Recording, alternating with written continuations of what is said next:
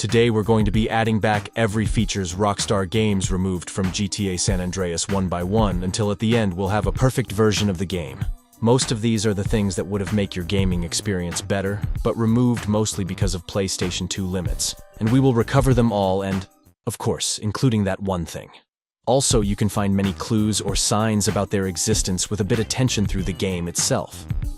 Starting from removed weapons, we have this AK-47 with no stack, and it makes sense because its icon doesn't have any stack either. We're not quite sure if this would be an option for this weapon, or it would always be like this, but it would be very good if we had it as an option. While the reason behind this design choice remained unknown, it certainly offered a unique take on the iconic AK-47. Ultimately, the decision was likely made to incorporate the traditional ammo stack in the final release, maybe for prioritizing clarity for players. The M4 weapon was going to be more modeled and textured than the one we saw in the game.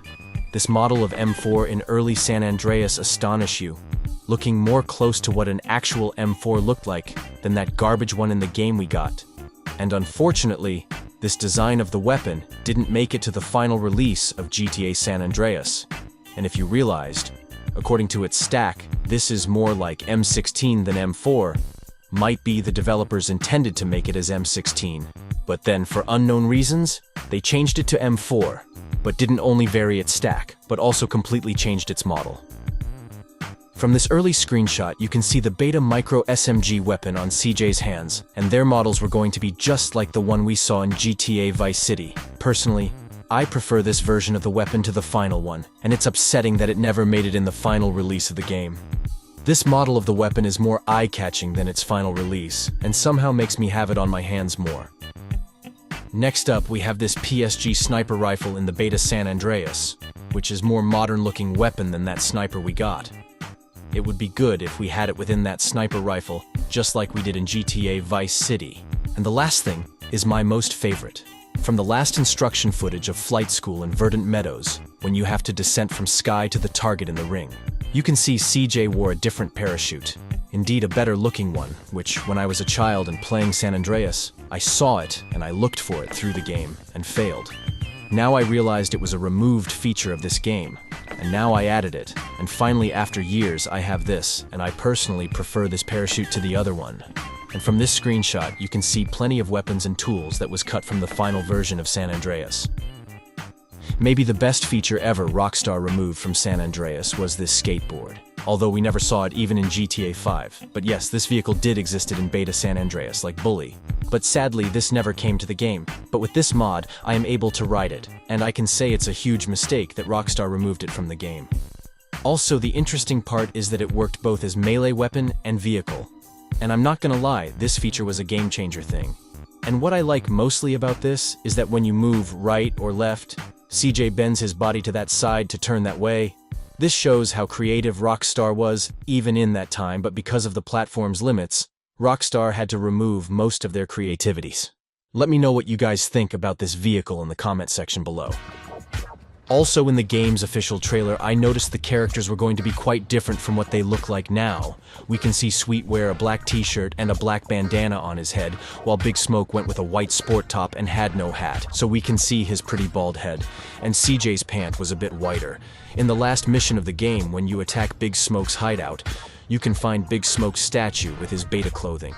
And also in one of the loading screen images, we see many gangsters shooting from a car, and now we ensured that they were Beta Sweet, Big Smoke, and CJ. But the character that possibly changed the most is Ryder. At the beta version, he wore a black hoodie without any glass or hat, and his face was completely different. But that's not the all. Grove Street family was also going to be a lot different. They were never going to be green. Instead, their main color was orange. Grove Street's name was going to be Orange Grove Family, and it's confirmed by a tattoo in the game. And personally, I prefer this color than the green one. And this explains why the Beta Sweet Ryder and Big Smoke's clothing were different, and the Ballast members' cloth was different too. Their color was a bit whiter than their final version, and there were also different people among both of them. There is a thing that may make you very upset.